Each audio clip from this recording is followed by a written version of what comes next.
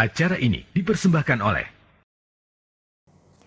Halo pemirsa, dialog khusus hadir menemani Anda pada hari ini bersama saya, Eka Arfiana Rahmawati. Tema kita pada hari ini adalah protokol kesehatan di pasar tradisional Kota Tangerang. Maka dari itu, untuk membahas tema kita pada hari ini, kita sudah terhubung dengan Ibu Titin sebagai Direktur PD Pasar Kota Tangerang. Baik, halo Ibu, apa kabar hari ini? Baik-baik. Baik, kita langsung saja ke pertanyaan pertama ya Bu ya. Apa nih Bu sebenarnya kegiatan PD Pasar Kota Tangerang atau mungkin Ibu sendiri sebagai dirut di masa pandemi seperti ini?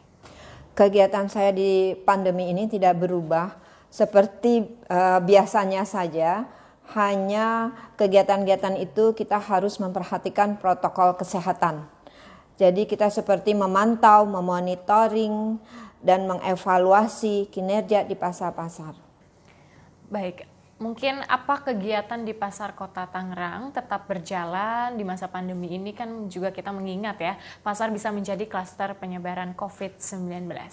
Untuk kegiatan jual beli ini, pertama kali ada COVID-19 di Kota Tangerang, yaitu sekitar bulan Maret kalau nggak salah tanggal 14 Maret, itu kita langsung mengambil suatu kegiatan untuk mengantisipasi adanya penyebaran COVID-19 di pasar. Jadi untuk memutus mata rantainya, kami tetap menjaga protokol kesehatan, yaitu satu memakai masker, mencuci tangan, dan menjaga jarak 3M.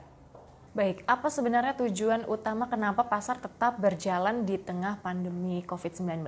Kenapa pasar tetap berjalan, itu kan sudah keputusan dari pusat bahwa biar berjalannya ekonomi, karena mereka membutuhkan terutama adalah sembako. Jadi keperluan sehari-hari sudah dipenuhi dan perekonomian juga bisa berjalan.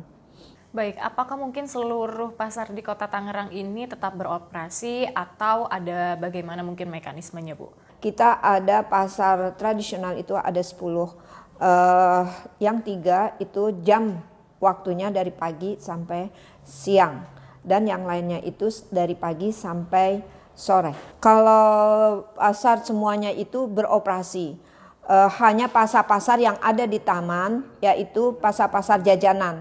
Jadi pasar-pasar tradisional itu beroperasi penuh, karena pasar kita yang hanya 4 atau 5 pasar yang operasinya penuh, yang hanya siang itu adalah 3 pasar.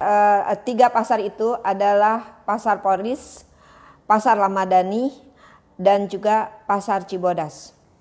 Baik, sebagai dirut pasar sendiri, apakah sidak ke pasar-pasar yang ada di Kota Tangerang mungkin tetap berjalan? Kalau dalam masa pandemi kita selalu monitoring. Jadi tidak ada artinya sidak. Sidak itu sewaktu-waktu, tapi kita tetap melaksanakan, melihat pelaksanaan protokol kesehatan itu diterapkan di pasar. Kemudian untuk mengantisipasi penyebaran COVID di pasar-pasar, itu kita melakukan dan bekerja sama dengan Dinas Kesehatan Kota Tangerang, yaitu melakukan pemeriksaan rapid test kepada pasar-pasar.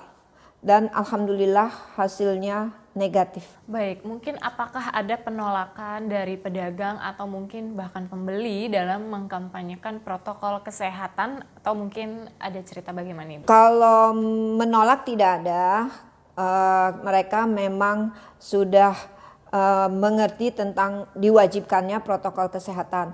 Tapi kadang-kadang mereka yang di pasar, terutama pedagangnya itu suka kalau misalnya dia membuka masker, cara pemakaian maskernya aja. Kadang-kadang mungkin dia mau ngerokok, mau makan. Jadi kalau kita lagi memantau, kita untuk mensosialisasikan protokol kesehatan atau 3M, dia sering tidak menggunakan masker atau masker, cara penggunaan maskernya pun hanya digantung. Baik, tadi kan ada program rapid test ya Bu ya. Itu mungkin siapa saja sasarannya? Apakah hanya pedagang atau pembeli atau bagaimana? Pedagang-pedagang pasar dan pengunjung, dan di daerah wilayah situ mereka juga ingin tahu bagaimana hasil dari rapid test itu. Jadi mereka ikut di tes. Lalu bagaimana dengan hasilnya, Bu? Hasilnya pada saat pertama kali COVID itu hasilnya tidak hari itu. Jadi ada beberapa minggu kita menunggu hasil dari Puskesmas atau nanti dari Dinkes yang mengatakan bahwa pasar aman untuk pedagangnya. Baik, kalau untuk mekanisme protokol kesehatan di pasar Kota Tangerang sendiri bagaimana? Kalau kita pertama masuk, kita sudah menyiapkan thermal gun ya. Jadi sebelum masuk mereka harus menggunakan masker. Kalau dia tidak menggunakan masker, kita biasanya mengasih dan menghimbau. Kalau pertama kali terjadinya adanya COVID, itu biasanya kita tidak boleh masuk. Dan kita juga mencari jalan keluar masuknya arah pengunjung, dan yang keluar itu kita buat jalur khusus. Ya, itu kedua. Mereka sebelum masuk ke pasar juga kita harus cuci tangan dulu. Setelah itu baru dia bisa masuk. Dan itu juga pengunjung pada saat pertama kali COVID itu hanya dibatasi. Jadi kita di situ sudah dijaga, ada teman-teman dari PD Pasar yang menyiapkan posko di depan pasar. Dan dibantu juga dengan teman-teman dari SKPD, dari Satgas COVID. Baik, mungkin dalam upaya pencegahan penyebaran COVID-19 dan juga menghindari banyak kerumunan, mungkin apakah di pasar Kota Tangerang juga menerapkan ganjil genap seperti di daerah-daerah lain, Bu? Kalau di pasar Tangerang, kita tidak menggunakan ganjil genap. Kita di sini hanya memakai jarak, kita menjaga jarak, kita garisi, itu sekitar jaga jarak 1 sampai 2 meter. Itu kita kasih boleh di tempat-tempat lain, boleh kita di situ dan tidak boleh di situ. Dan kita juga memasang tirai plastik. Mungkin dalam melaksanakan protokol kesehatan ya nih Bu ya, apakah mungkin ada sanksi tegas bagi pedagang atau pembeli yang melanggar protokol kesehatan atau mungkin bagaimana Ibu? Kalau sanksi, kalau di pedagang ya tidak, tapi kita memberikan teguran dan besoknya kita misalnya dia masih seperti itu aja, ya kita himbau Bapak lebih baik tidak usah berdagang. Kalau lebih baik di luar saja, dan kalau mau merokok di ruangan yang steril gitu, tidak hanya di tempat dagangannya. Baik, baik Ibu, tahan dulu sebentar Ibu ya. Baik pemirsa, tahan dulu sebentar. Dan pastinya kalian jangan kemana-mana dulu, tetap di Dialog Khusus.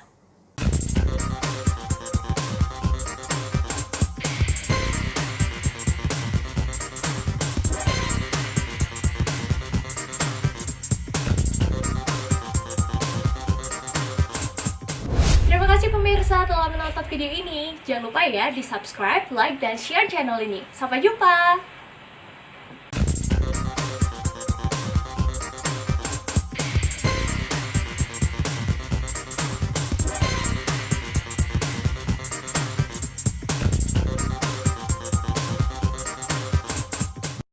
Dialog Khusus hadir kembali menemani Anda, masih bersama saya Eka Erviana Rahmawati dan juga narasumber kita pada hari ini yaitu Ibu Titin sebagai Direktur PD Pasar Kota Tangerang dan juga masih dengan tema protokol kesehatan di Pasar Tradisional Kota Tangerang. Baik Ibu, kita terhubung kembali dan kita akan lanjutkan pertanyaan yang sebelumnya dan juga menyambung. Dan untuk selain menerapkan protokol kesehatan di pasar, apakah mungkin ada program khusus dari PD Pasar Kota Tangerang sendiri dalam upaya pencegahan penyebaran COVID-19 dan juga menghindari banyaknya kerumunan? Kalau di pasar kita banyak sekali ya untuk mengantisipasi penularan virus dari pembeli ke pedagang, dari pedagang ke pembeli, yaitu dengan memasang tirai plastik. Kedua, kami juga sedang bekerja sama dengan BI, BJB, dan CIMB Niaga itu untuk menggunakan pembayaran non-tunai dengan melalui KRIS.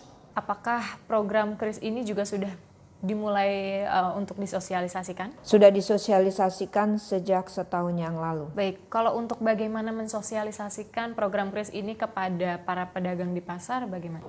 Kalau kita langsung melaksanakan edukasi ke pedagang itu bersama-sama teman-teman bank, dan kita langsung on the spot di sana. Jadi kita melatih membuat aplikasi, dan itu butuh waktu karena mungkin kalau yang masih muda mereka sudah melek teknologi.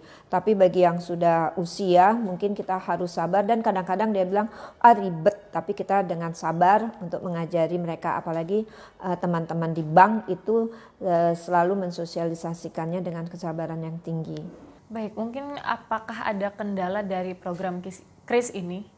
Sebetulnya banyak sekali kendala karena ini menggunakan teknologi untuk e-pasar, maka banyak pedagang yang masih belum melek teknologi. Tapi kami tidak putus asa dan kami selalu mengedukasi mereka, dan beberapa waktu lalu kita bersama-sama untuk mensosialisasikannya. Tapi alhamdulillah sudah ada beberapa pedagang yang sudah menggunakan KRIS. Dan nanti untuk perparkiran juga kita menggunakan KRIS. Jadi sudah tidak ada pembayaran dengan non tunai, tapi butuh waktu untuk menjadikan pasar itu menjadi pasar digital.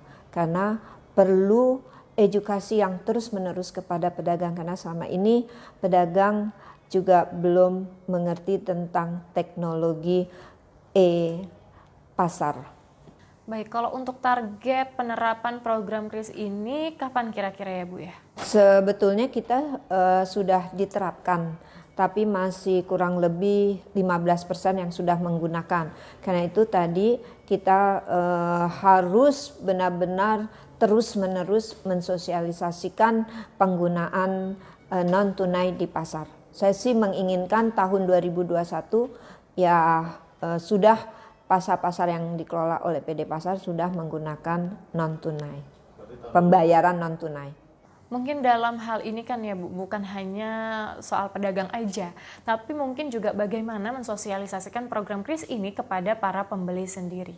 Untuk sosialisasi ke pembeli, kita juga melaksanakan edukasi juga kepada pembeli. Kami juga sudah melaksanakan belanja online. Belanja online itu sekalian dengan Bank BJP, yaitu BJB Digi. Dan juga kami juga sudah punya sebetulnya pada saat sebelum pandemi itu karena kita sudah melakukan belanja online dengan menggunakan WA dari pedagang-pedagang. Itu juga untuk menghindari bertemunya pembeli dan pedagang. Berarti selama program KRIS ini belum berjalan, sedangkan untuk menghindari penyebaran virus COVID-19 sendiri di pasar, masyarakat juga diberikan kemudahan. Nah, mungkin jika ingin berbelanja melalui WhatsApp selama pandemi ini, atau mungkin ada cara lain nih Bu? Selama pandemi kan kita menggunakan untuk mudahnya, karena kalau aplikasi kan harus aplikasinya harus dibuat. Tapi untuk kemudahan artinya pedagang-pedagang itu kita mintakan pedagang-pedagang yang punya kualitas barang dagangan yang baik seperti sayur mayur, yang ayam itu sudah kita pilih. Kemudian kita minta nomor WA-nya, kita sebarkan kepada masyarakat dengan medsos gitu. Dan alhamdulillah pada saat itu memang beberapa masyarakat di Kota Tangerang sangat antusias. Tapi kembali ke sini mungkin sudah new normal, karena masyarakat kita kalau belum memegang dagangannya kayak kita mau belanja daging, mereka harus menyentuh dulu, harus memegang dulu. Dan itu juga terus kita edukasi, kita di medsos kita nggak kurang-kurangnya selalu menghimbau kepada masyarakat di rumah saja. Jadi tidak perlu keluar karena virus itu masih ada. Tapi karena sudah new normal sekarang, mereka juga sudah banyak yang ke pasar. Baik, kalau untuk petugasnya sendiri bagaimana Ibu? Petugasnya itu dari pasar sendiri, jadi pegawai pasar. Jadi kan mereka kalau misalnya pegawai pasar itu sudah tidak ada aktivitas, dia gantian. Jadi mereka langsung mengantar ke pembelinya. Baik, bagaimana sendiri animo masyarakat terhadap program ini, dan apakah mungkin masih berjalan juga hingga saat ini? Kalau saat ini agak berkurang karena sudah adanya new normal. Jadi mereka itu sudah senang, ya namanya kita kan namanya ibu-ibu, Kalau membeli sesuatu kan harus dengan tawar-menawar, mungkin itu yang mengasihkan. Tapi kalau belanja online kan tidak tinggal klik. Tapi sih kami menghimbau tetap dilaksanakan karena untuk mengurangi resiko tertularnya virus.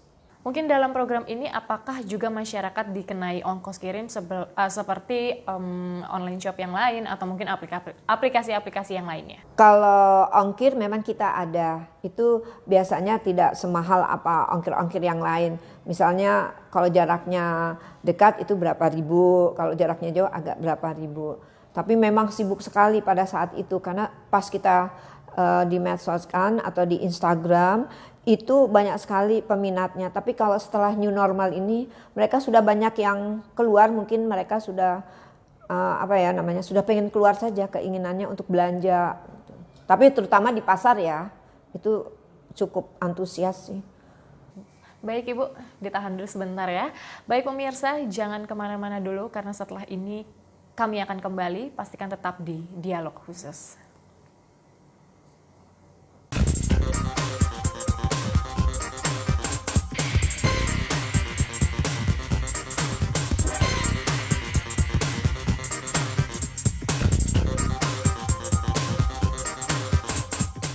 Terima kasih pemirsa telah menonton video ini. Jangan lupa ya di subscribe, like, dan share channel ini. Sampai jumpa!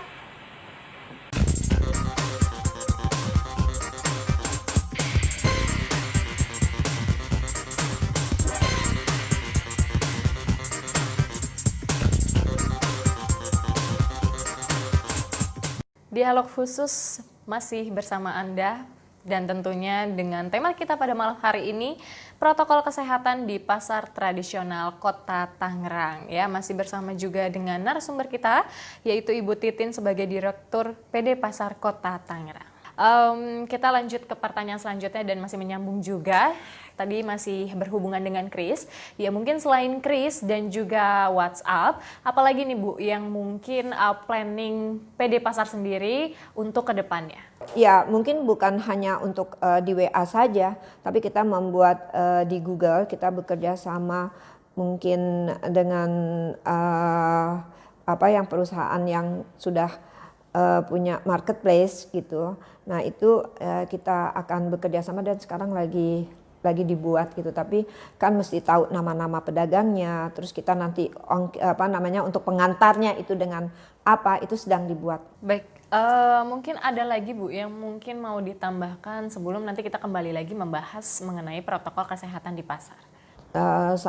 Kayaknya itu saja sih yang sudah kita lakukan saat ini. Tapi kedepannya kita juga sedang membangun, sedang bekerja sama dengan Kementerian Perdagangan melalui Indak kita untuk mengurangi tertularnya juga pedagang dengan kondisi pasar yang kurang layak.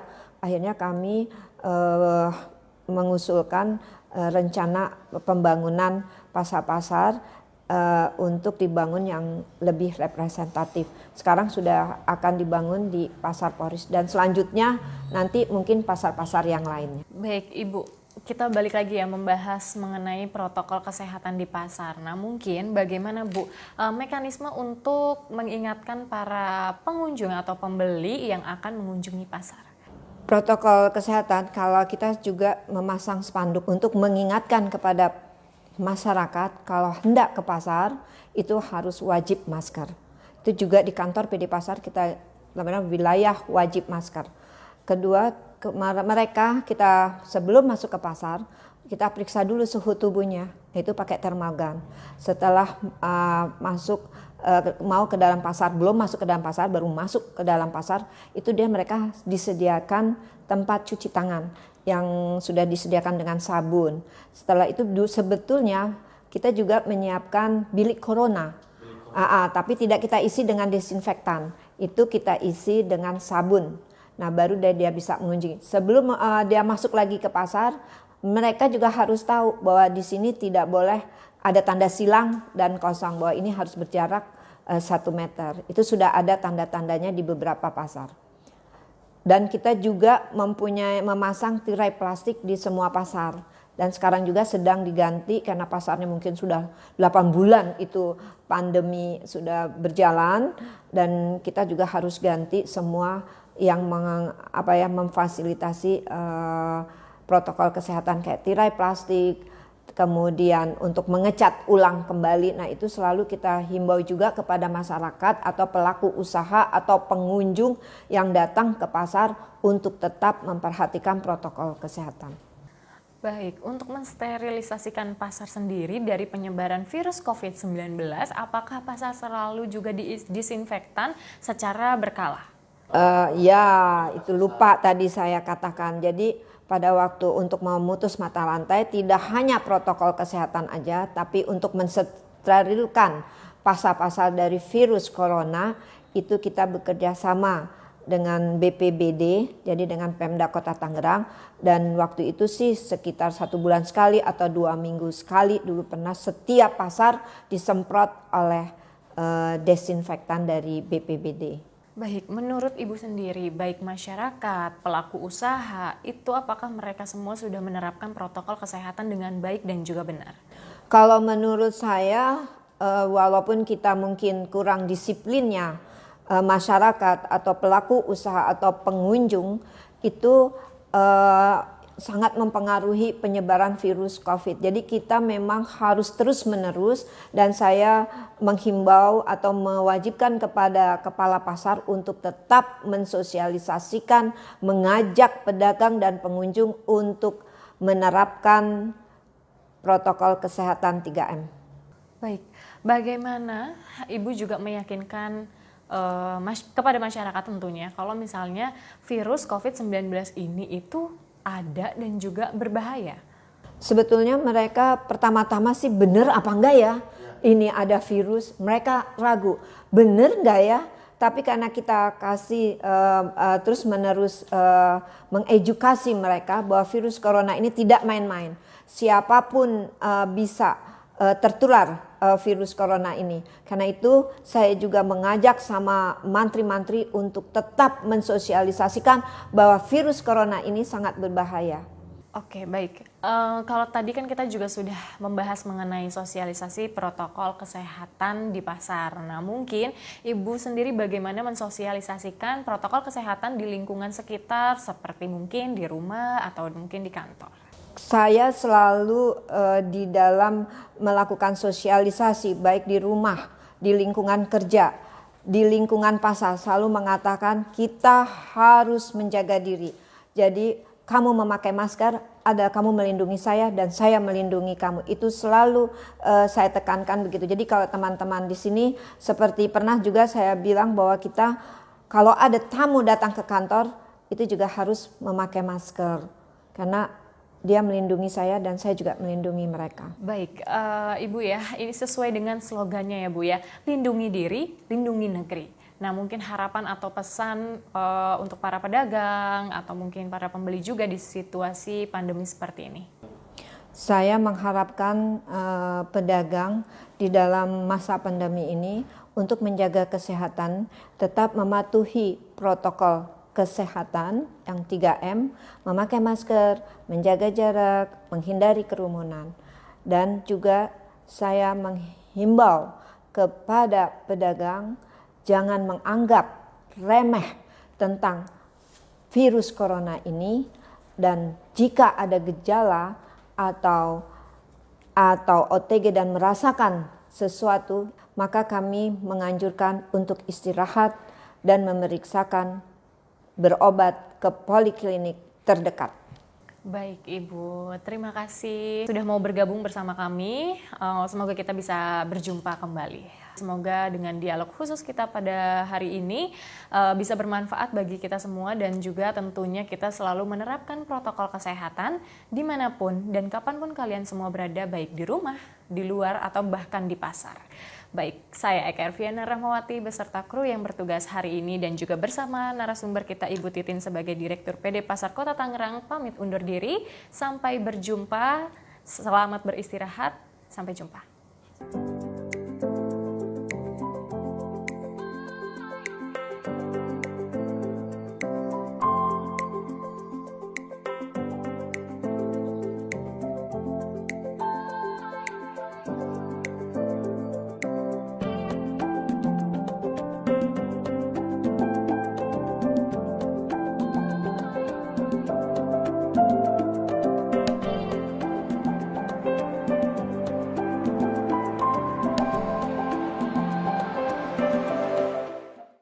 Acara ini dipersembahkan oleh Terima kasih pemirsa telah menonton video ini. Jangan lupa ya di subscribe, like, dan share channel ini. Sampai jumpa!